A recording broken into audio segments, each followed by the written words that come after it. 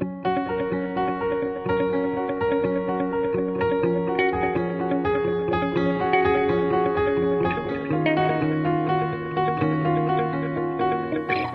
nombre de la Facultad de Derecho de la Universidad Católica San Pablo, les damos la más cordial bienvenida a la presentación de un libro tan interesante como es el libro Arbitraje, Perú contra España, la República del Perú, sucesora del Imperio Español con derecho a recibir parte de las monedas Odyssey.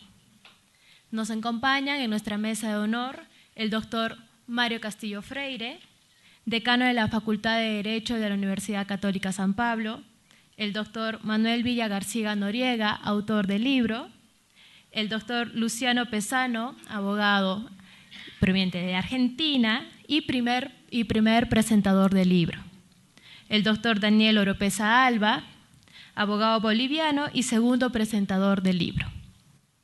Y finalmente el doctor Álvaro Cordón, abogado guatemalteco y tercer presentador del libro. Invito al doctor Mario Castillo Freire, decano de la Facultad de Derecho de la Universidad Católica San Pablo, quien dará las palabras de bienvenida. Adelante, por favor, doctor.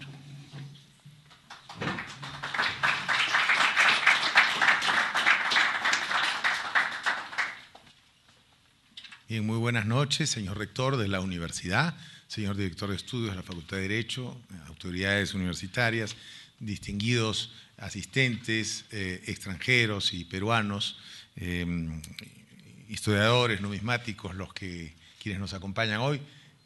Manuel, distinguidos miembros de la mesa de honor, para la Facultad de Derecho de la Universidad Católica San Pablo es realmente un gran honor el poder acoger a esta distinguida concurrencia en el acto, realmente como hablamos, en el primer acto de presentación de la obra del doctor Manuel Villa García Noriega sobre arbitraje Perú contra España.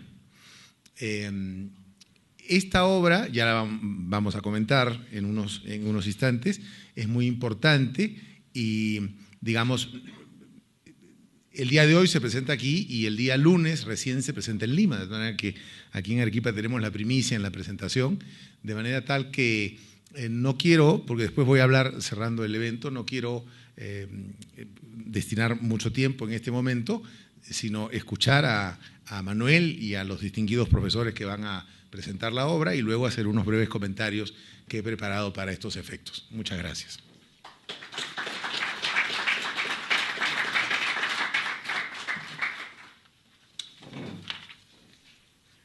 Invitamos entonces al doctor Luciano Pesano para que haga su primera presentación sobre el libro.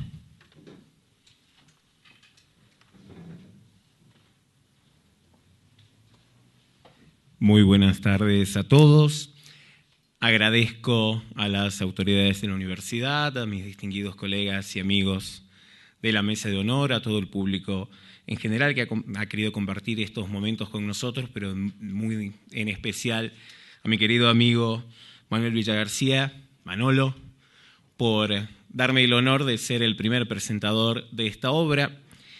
A nosotros que reunimos las dos condiciones de juristas y numismáticos, y me imagino que el resto de mis colegas va a señalar esta particularidad porque también el autor reúne esas dos condiciones y que abordamos esta temática no solamente desde nuestra pasión por el estudio de las normas, sino también desde nuestra pasión por el estudio de las monedas y lo que ellas representan en cuanto a patrimonio histórico.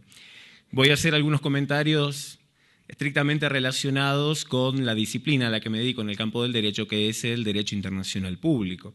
Empezando por señalar que la problemática que se aborda en este libro es una problemática que, por un lado, es de inmensa actualidad, y por el otro es una problemática que no está resuelta en el derecho internacional. Y esto es importante señalarlo, porque no tenemos un conjunto de normas aplicables que zanjen la cuestión de manera definitiva y por lo tanto cualquier propuesta que busque solucionar, que busque acercar los conjuntos de normas que a veces un poco contradictorias o a veces desentendiéndose ambas entre sí, no solucionan el problema, son bienvenidas. Y en este caso, la propuesta que hace el doctor Villa García Noriega es más que interesante y más que aceptable para seguir una discusión, sobre todo por esta gran innovación que nos plantea de aplicar las normas de sucesión de estados también al desmembramiento del Imperio Español en América y entender a estos territorios no solamente como meras colonias,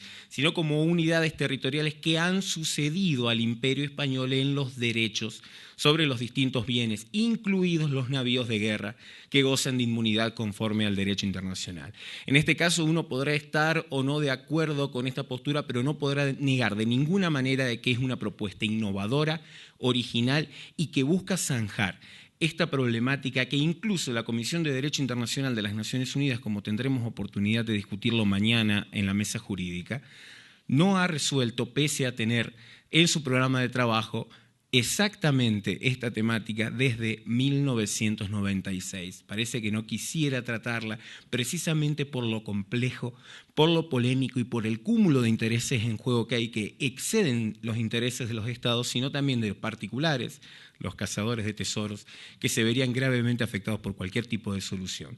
Por eso, bienvenida a esta propuesta, bienvenido el libro de Manolo, un libro cuya lectura es amena y que invito a todos a recorrerle, un libro que, como decimos nosotros, tiene figuritas, porque está muy ilustrado en términos numismáticos y que sin ser expertos en numismáticos, sin ser expertos en derecho internacional, podremos conocer. A mí me ilustró muchísimo sobre la Ley de Patrimonio Cultural de Perú, que es un tema que apenas sí conocía de una manera superficial, pero el estudio me permitió conocerlo mucho más, así que los invito a todos a leerlo y felicitaciones una vez más al autor por esta tan innovadora propuesta. Muchas gracias.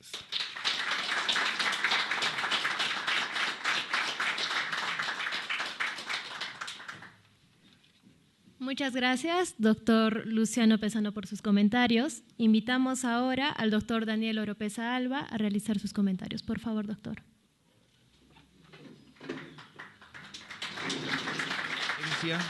Distinguido doctor que nos honra con su invitación, Castillo Freire, señor rector de la Universidad Católica San Pablo, don Manuel Chávez Contreras, distinguidas autoridades de esta universidad tan prestigiosa, queridos colegas de la mesa de honor y queridísimo Manolo, que nos honras con esta invitación inmerecida desde el punto de vista intelectual, pues tú eres el abanderado de esta causa y nosotros a lo largo de los últimos años no hemos hecho otra cosa que no colaborar, seguir aunando criterios, seguir buscando doctrinas precedentes para poder enriquecer este tema. Quiero comentarles, distinguida concurrencia, que a partir del año 2014 tomamos vínculos con el doctor Villagarcía Noriega en torno a una causa común, el tema de patrimonio numismático y derecho internacional público, un tema realmente importante. Debemos recordar de que a lo largo de todos los océanos y mares hay más de 1000 barcos naufragados, hundidos, que se consideran valiosísimos pecios. Voy a señalar solamente uno, que es el que se encuentra más en la prensa cotidiana, un barco que se encuentra en aguas territoriales de la República de Colombia y que a la fecha es el caso más importante y relevante del derecho internacional. Me refiero al bullado caso del galeón San José. Sabiamente dijo mi antecesor, el doctor Pesano, que en el derecho internacional público y en la doctrina comparada no tenemos una doctrina clara para poder determinar con plenitud a qué corresponde cada derecho, cuál es el propietario, cuál es el poseedor y quién puede invocar mejor derecho y pertinencia sobre los pecios que se encuentran hundidos. Es una tarea muy compleja y difícil porque son diferentes estados, diferentes legislaciones y ante todo un conflicto enorme de intereses el que va a enfrentar a estados y grandes empresas y grandes personas jurídicas en tema de la propiedad de los barcos. A partir de 2014, con el doctor Villagarcía Noriega, pudimos conversar en torno a esta teoría que es novísima, que es muy interesante, pero que tiene sus antecedentes y sus más importantes precedentes a partir ya del estudio del derecho romano, de los glosadores de la Edad Media, y podemos decir que él sigue un espíritu clasicista para poder determinar de que los estados actualmente soberanos e independientes que conforman Sudamérica en algún momento estuvieron regidos por una única bandera, que fue la del Imperio Español. Nosotros fuimos parte de ese imperio, como también lo es parte hoy el Reino de España. Fue muy interesante porque en Bolivia, en la ciudad sede de gobierno, la ciudad de La Paz, presentamos una magnífica conferencia en el Salón de Honor del municipio paceño con la presencia del señor embajador del Perú y la presencia del señor alcalde de la ciudad de La Paz, donde se invitó a los más notables juristas de mi país, al presidente del Colegio de Abogados y a diferentes magistrados, quienes escucharon por primera vez esta tesis, que les pareció muy pertinente, muy apropiada y la piedra fundamental para poder trabajar en toda Latinoamérica en un tema común que nos vincule para poder idear una senda, una línea de trabajo en torno al derecho internacional público y la relación directa que tiene sobre el patrimonio subacuático. Hay instituciones importantísimas como la Convención de París, celebrada en el año 2001, que habla sobre el patrimonio subacuático en los pecios que se encuentran en el fondo del mar y de los ríos. No se aplica en algunos casos concretos, y en otros sería muy importante invocar, porque lo que nosotros queremos es un equilibrio perfecto entre derecho y conservación de patrimonio. Lo que nosotros buscamos es poder idear nuevas teorías del derecho que, permitiendo respaldar antiguos derechos y legítimas pretensiones de los estados y de los particulares, nos permitan vivir siempre en paz y armonía. Estos temas y otros tan interesantes se presentan en este trabajo, que sé que van a integrar ahora una valiosísima colección de 58 volúmenes de la prestigiosa colección de arbitraje del doctor Castillo Freire. Es un motivo altamente importante para nosotros. Nos sentimos muy honrados de que esta presentación del libro coincida con la segunda gran convención de historiadores y numismáticos, Arequipa 2018, que sin lugar a dudas es el escenario más grande de coleccionistas, de académicos, de eruditos en el tema monedas, medallas, billetes, de apasionados, más de 20 países presentes el día de hoy en Arequipa para tener una jornada magnífica a lo largo de estos días y ante todo para poder seguir trabajando día a día en consolidar nuestras ideas y permitir que nuestros estados en algún momento se hagan eco de estas teorías y puedan surgir novedosas situaciones en el futuro. Queridos amigos, distinguidos doctores, les agradezco infinitamente por permitirme presentar este texto y la recomendación fundamental es continuar con el estudio erudito del tema. Muchísimas gracias.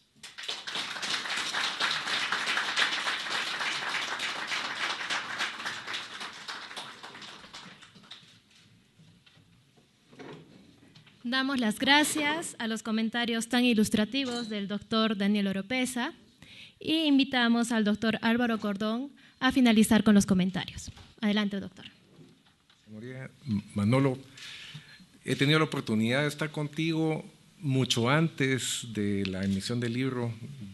Creo que mi enfoque del libro va a ser más emotivo al trabajo de Manolo, de la pasión con la que él ha dedicado más de 4 o 5 años trabajando. Te conocí a raíz de parte de tus ponencias, el haber visto tus monedas, tus presentaciones de los 8 reales de las distintas secas, en donde sabiamente haces el análisis del origen realmente del reino español y el derecho de sucesión que le correspondería a cada uno de los países que tuviese las secas. Y este es el caso específico, el caso de Guatemala, que tenemos nuestra seca G. El profesionalismo con el que analizas, la calidad y la capacidad que tienes, ese resultado realmente plasmado en este libro.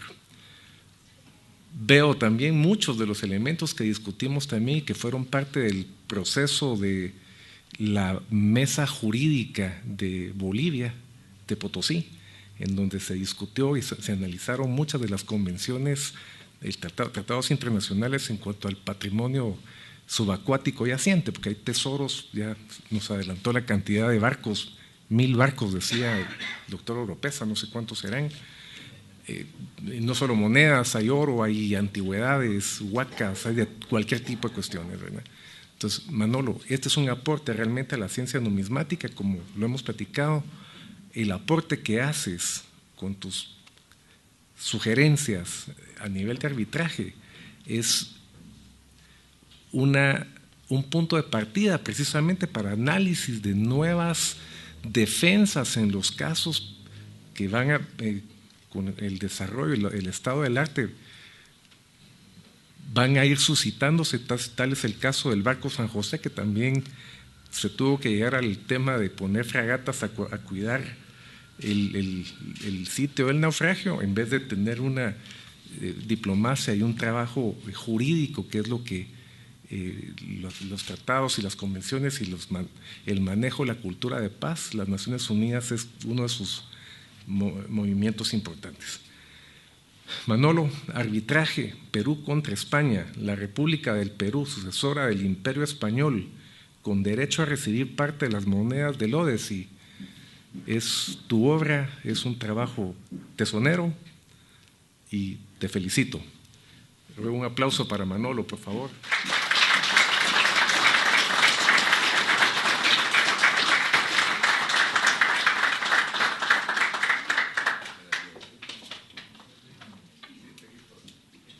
Muchas gracias, doctor Álvaro Cordón, por sus comentarios. Finalmente, pero ciertamente la estrella de la noche, invitamos al doctor Manuel Villa García Noruega para que presente su libro. Por favor, doctor. Hola, buenas noches. Quiero agradecer la presencia de todos ustedes el día de hoy. Realmente, muchas gracias. Asimismo, agradecer a la Universidad Católica de San Pablo y al rector Germán Chávez Contreras, que nos recibe el día de hoy. Y por supuesto, agradecer al doctor Luciano Pesano, jurista argentino, al doctor Danilo López Alba, jurista boliviano, al doctor Álvaro Cordón, jurista guatemalteco, y cómo no, a nuestro decano y director de la Biblioteca de Arbitraje, doctor Mario Castillo, quien realmente él ha hecho posible que este libro se constituya en el, un poco de emoción, volumen 58.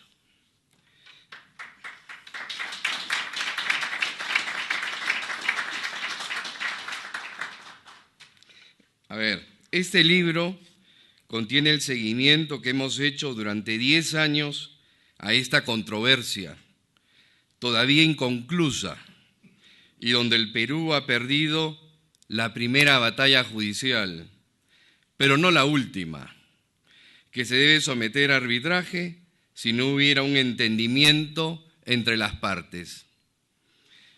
Quiero empezar, muy bien, quiero empezar presentándoles una moneda de 8 reales de la República del Perú de 1831.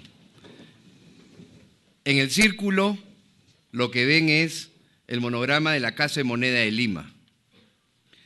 Repito, es un 8 reales de la República del Perú de 1831. Esta moneda, que tiene más de 100 años, se acuñó en la Casa de Moneda de Lima por la República del Perú. La citada moneda se hizo para que circule por todo nuestro territorio, por nuestro país, y ahora es considerada como patrimonio cultural del Perú. Este asunto es pacífico y no existe ninguna discrepancia. Ahora quiero presentarles una moneda de 8 reales del Imperio Español de 1803. En el anverso de esta moneda pueden apreciar la figura del rey Carlos IV y en el reverso el escudo de España.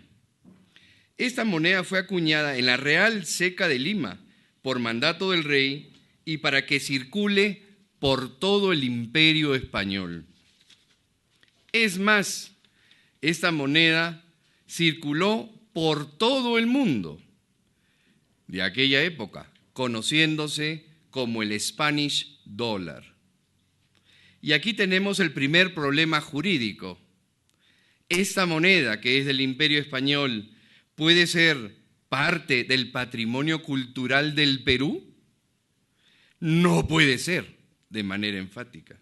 Sin embargo, nuestra ley la considera como un objeto del patrimonio cultural. En cambio, todo el mundo, todos los no peruanos, la considera una moneda española que se puede llevar de un lugar a otro, salvo que se traiga al Perú, donde ya nunca más se podrá sacar, ya que constituirá un delito de tráfico de patrimonio cultural. En esa línea, conceptualmente equivocada, el Perú ha hecho la lista roja y esta está en todas las aduanas del país. Respecto a la numismática, la lista roja establece monedas y medallas de oro o plata, de forma circular y a veces irregular, con inscripciones referentes a la corona española o el virreinato del Perú. No entiendo nada. ¿Cómo que la lista roja se refiere a monedas referidas a la corona española? Entonces, como me pregunto, ¿en qué quedamos? Como ustedes pueden apreciar, la propia definición tiene un gran error y debe ser corregido por el Perú. Veamos los hechos. Nosotros los abogados tenemos que construir un caso en base a los hechos. ¿Cuáles son los principales hechos de este caso? Esta controversia se remonta a 1803, a la Real Casa de Moneda de Lima y a la acuñación en serie de esas monedas. En 1804, 600.000 monedas de estas fueron empacadas y embarcadas en la fragata de las Mercedes, el navío más grande de esa época. Luego se le unieron otras 3 fragatas y zarparon todas con rumbo a España. Estando navegando en el Atlántico y a un día de Cádiz, España, fueron interceptadas por 4 fragatas inglesas que hundieron a la Mercedes. Las 600.000 monedas estuvieron en el fondo del océano desde 1804 hasta el 2007, es decir, por 203 años. Estamos ante un caso entonces de patrimonio subacuático, como bien lo adelantaba Daniel. La empresa americana Odyssey encontró estas 600.000 monedas y las llevó a las Cortes de Tampa, Estados Unidos, donde solicitó protección judicial. Ante las Cortes de Tampa, Estados Unidos, se ha dado una primera batalla judicial entre el 2007 y el 2012. Este litigio llegó inclusive a la Corte Suprema del citado país, Estados Unidos. Los jueces de este país establecieron que la empresa buscatesoros de Estados Unidos, denominada, como hemos dicho, Odyssey, debía entregar todo lo encontrado a España, quien actúa como nuevo custodio de estas monedas desde el 2012. A la fecha ya han transcurrido más de 6 años. Además, los jueces de Estados Unidos establecieron que no podían pronunciarse sobre el mejor derecho de propiedad, esgrimido por un lado por España y por el otro lado por el Perú. Es decir, los jueces de Estados Unidos se declararon incompetentes sobre esta materia.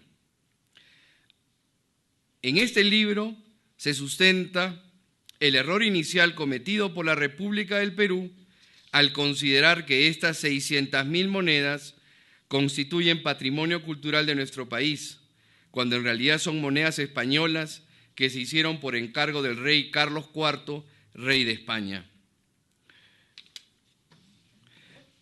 Presento ahora la Resolución Suprema 041-2009 RE, repito, del año 2009, que firmó nuestro expresidente Alan García, José Antonio García Belaúnde y nuestra colega en arbitrajes, Rosario Fernández.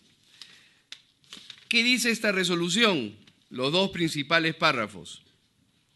Que la empresa estadounidense Odyssey Marine Exploration ha hallado en las profundidades del océano Atlántico una embarcación que contiene un cargamento de bienes respecto de los cuales el Reino de España ha reclamado judicialmente derechos de propiedad ante la Corte Distrital de Tampa, Florida, Estados Unidos de América. Que en tanto se presume que dichos bienes han sido elaborados y producidos en el Virreinato del Perú, el Estado peruano se encuentra legitimado para intervenir en el referido proceso judicial a fin de salvaguardar sus intereses, velando por el patrimonio cultural de la nación.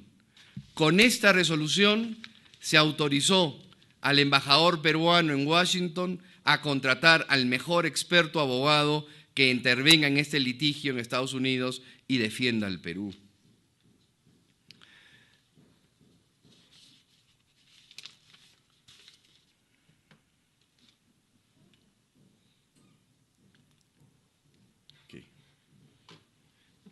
Lamentablemente,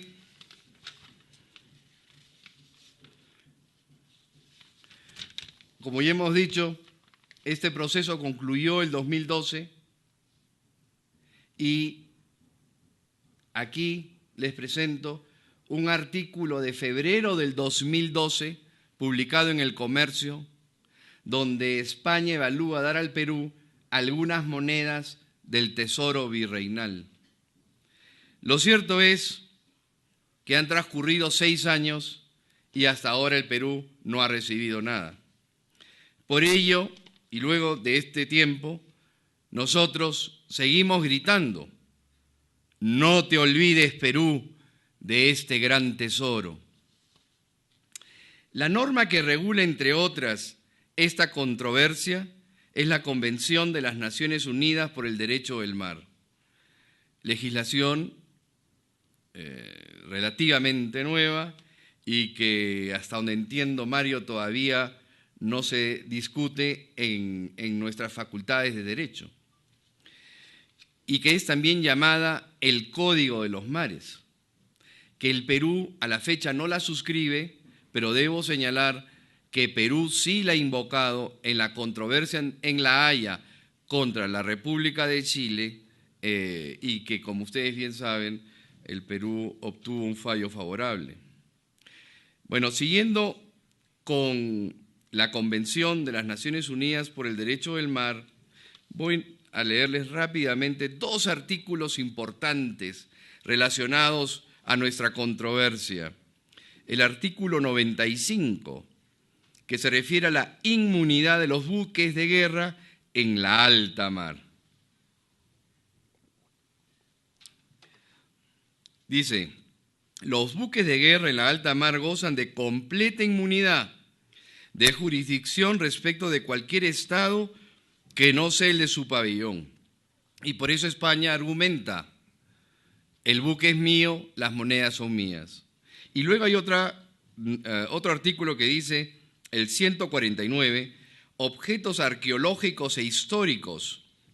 Todos los objetos de carácter arqueológico e histórico hallados en la zona serán conservados o se dispondrá de ellos en beneficio de toda la humanidad, teniendo particularmente en cuenta los derechos preferentes del Estado o país de origen, del Estado de origen cultural o del Estado de origen histórico y arqueológico. De acuerdo a estas normas, en principio, le da la propiedad exclusiva de las 600.000 monedas a España. Sin embargo, como veremos a continuación, esto no es así. Planteamos que la República del Perú formule un requerimiento expreso al Reino de España y en el caso que no se llegue a un acuerdo, el Perú inicie un arbitraje contra España. Aquí estamos, y lo adelanto, frente a un caso de sucesión de estados. Si en 1803 y en 1804 la República del Perú no existía, ¿qué éramos? Y el historiador Rafael Sánchez Concha, de esta misma casa de estudios, ya nos ha ayudado a entenderlo. Y él nos responde: el Perú no fue una colonia, sino un reino más dentro del Imperio Español, un reino con la condición de vicerreino o virreinato. Inicialmente fue una gobernación a partir de la conquista emprendida por Pizarro, llamado genéricamente el Reino del Perú. Y todos estos reinos, ¿qué tenían en común? 4 cosas principales: el idioma, el ejército, sus leyes y sus monedas. Esa moneda de 8 reales que hemos visto, de 1803, para los no numismáticos que están hoy día y nos acompañan, esa moneda es idéntica en la ceca de Santiago, como en la ceca de Potosí, como en la ceca de Lima, como en la ceca de Cusco, como en la ceca de Popayán, ahora Colombia, en la ceca de Santa Fe, ahora Colombia, como en la ceca de Guatemala o como en la ceca de Durango, Guanajuato y tantos otros, que es México. ¿Y eso por qué? Porque los cuños eran enviados desde España a todos sus virreinatos o capitanías, y en la misma moneda, solamente varía en su monograma de la ceca donde fue acuñada.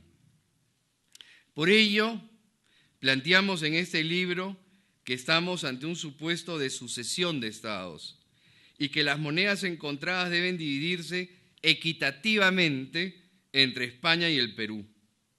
Y en el caso que España no acepte el pedido del Perú, nuestro país debe iniciar un arbitraje siguiendo las normas justamente de arbitraje que regula la Convención de las Naciones Unidas sobre el Derecho del Mar y que establece que deben ser 5 árbitros.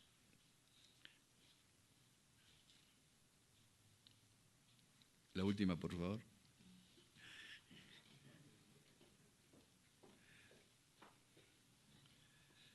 Ahí está, apareció.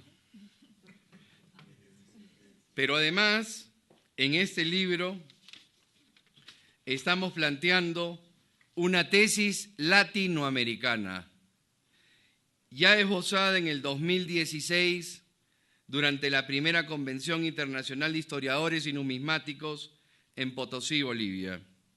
En efecto, de acuerdo a la versión oficial de España, dentro de las 600.000 monedas, no solo se encuentran acuñadas aquellas de la Real Casa de Moneda de Lima, sino también se encuentran monedas acuñadas en Potosí, en Santiago, en Popayán, Colombia y en México. Por lo que estos 4 países y el Perú pueden iniciar esta demanda arbitral contra España. Muchas gracias.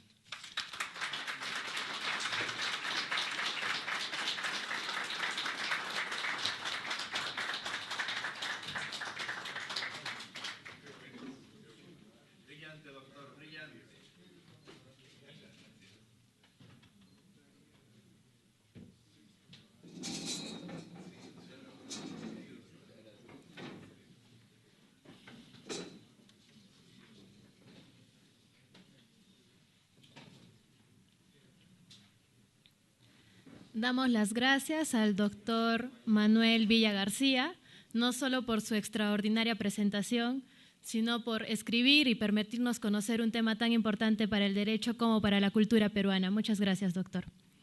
Finalmente, invitamos al doctor Mario Castillo Freire, decano de la Facultad de Derecho, para que dé las palabras finales.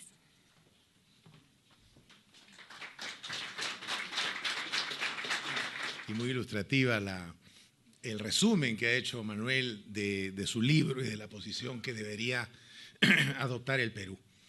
Yo me estaba comiendo algo cuando estuve en este podio por primera vez hace un rato, y es agradecer a 2 personas sin cuya colaboración hubiera sido imposible esta ceremonia en este lugar, que son la señora Patricia Calvi, directora del Fondo Editorial, y la señora Fiorella Quintanilla, también de la universidad, que nos han ayudado mucho para que hoy día se haga esta ceremonia.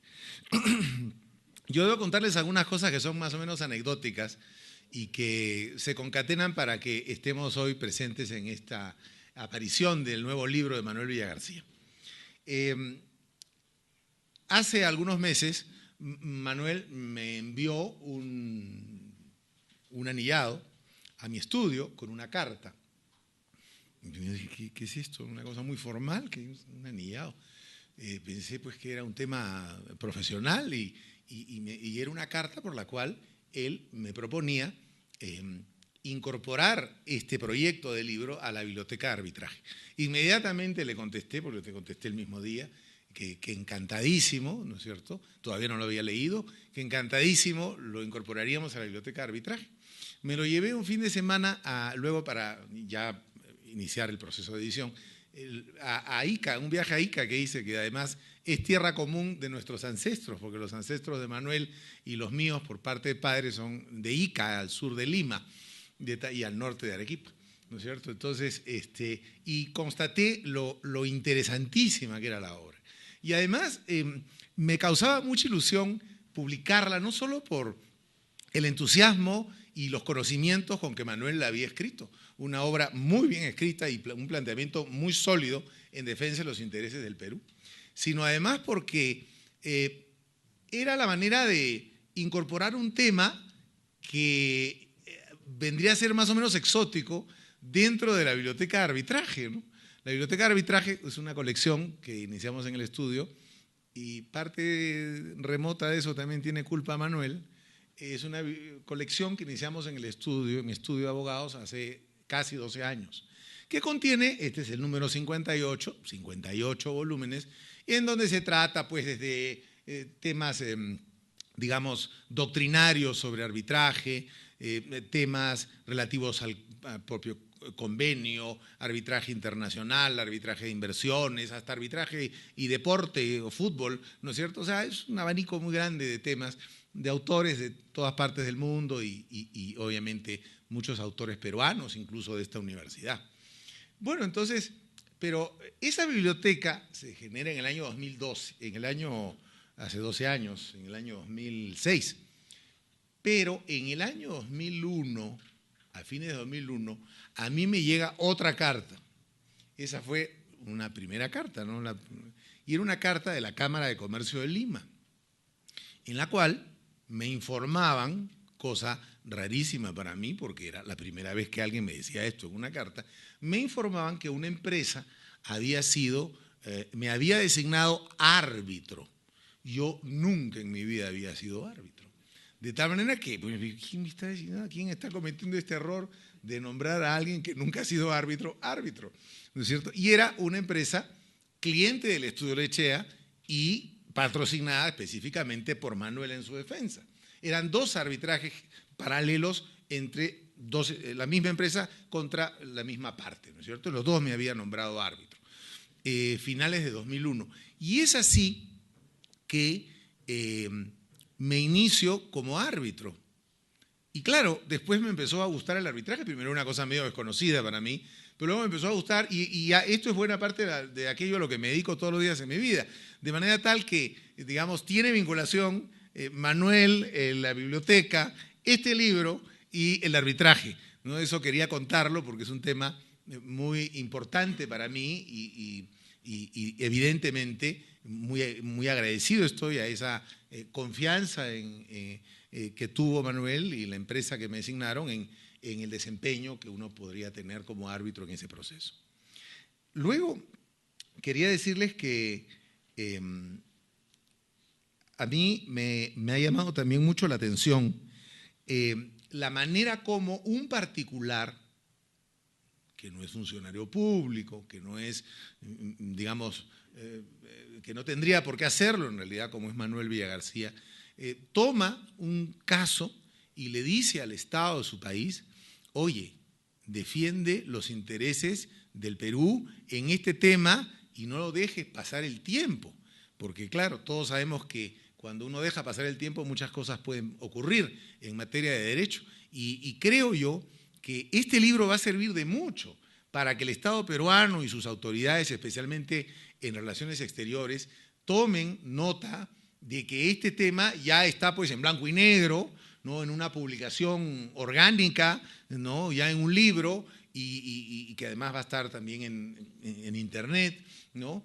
Y que de una vez el Estado peruano retome esta empresa para poder recuperar parte de las monedas y que efectivamente pueda ser una bandera tomada por los países latinoamericanos, cuyas casas de moneda, o en donde las casas de moneda en esa época del Imperio Español acuñaron estas monedas del galeón hundido, ¿no es cierto? Así que eso es fundamental que ocurra.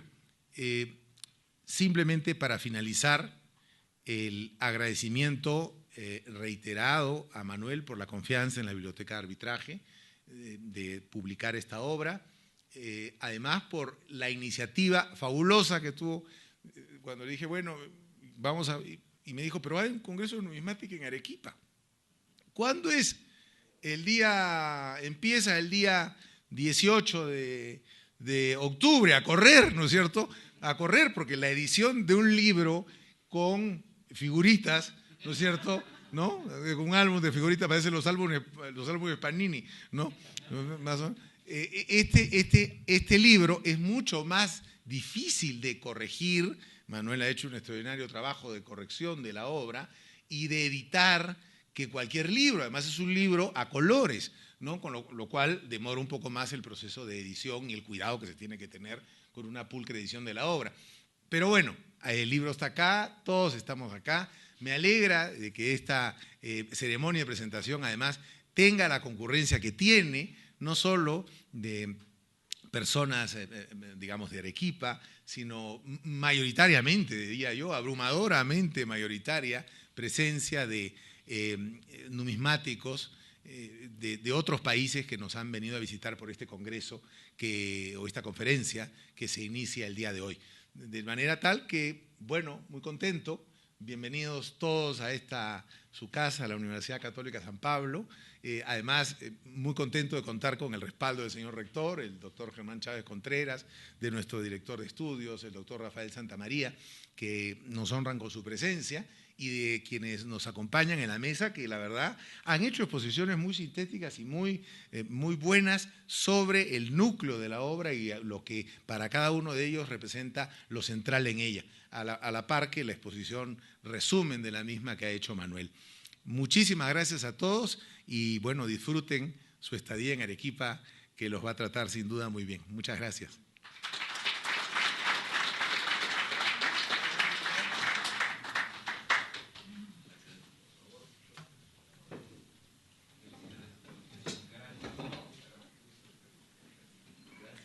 A nombre de la Facultad de Derecho de la Universidad Católica San Pablo, damos por concluida esta ceremonia. Los invitamos, por favor, al patio para un pequeño agasajo. Por favor.